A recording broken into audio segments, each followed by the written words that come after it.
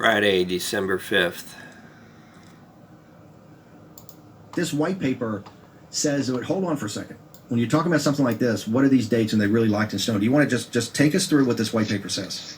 Absolutely. Steve, thanks a lot. So, look, you know the news media and what they're going to do. For weeks, they were saying there's no proof, there's no evidence. Now we know on Monday, the 7th of December, what they're going to do. They're going to say that Tuesday, the 8th of December, is the deadline for states to pick their electors. And they're going to say, game over. The clock's run out. So we knew at the Amistad Project, we knew that this is what would happen. And there would be pressure, tremendous pressure, Steve, on these state legislators to just accept the results, certify them, move on. And when there's tremendous proof and evidence that's come forward, especially in the past week, of fraudulent ballots. So set in stone? I don't think so. It focuses on the two dates coming up, the milestone dates coming up, Steve. December 8th, when states are supposed to pick their electors, and December 14th, when the Electoral College is supposed to vote. So, you know, we gathered and said, where do these dates come from? Hold on, I just want to make sure. Hold on. The 8th is considered the safe harbor. That's when it's all supposed to be picked, and they show up in the state capitals on the 14th. That's really the Electoral College meets on the 14th. Those are the two dates that are supposedly locked in stone. And this white paper saying they're not locked in stone? I asked a very innocent question. Where on earth do these dates come from?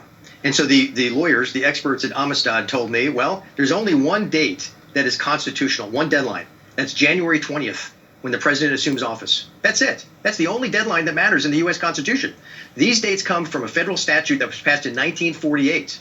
Well, so you'd have to presume that a federal statute defining these dates supersedes the U.S. Constitution to apply them when there is great proof and evidence of fraudulent ballots across these states, Steve.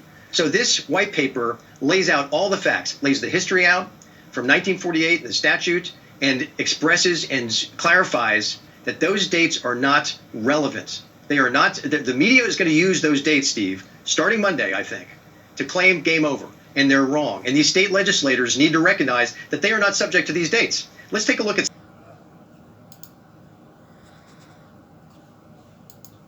So the dates are arbitrary. They are not bound by the Constitution. They're bound by federal statute, and that does not supersede the U.S. Constitution. January 20th is all that matters. Time is needed for these legislators to look at the evidence, call for deeper investigations. That's really what is necessary. You bet. They can find the white paper at got-freedom.org.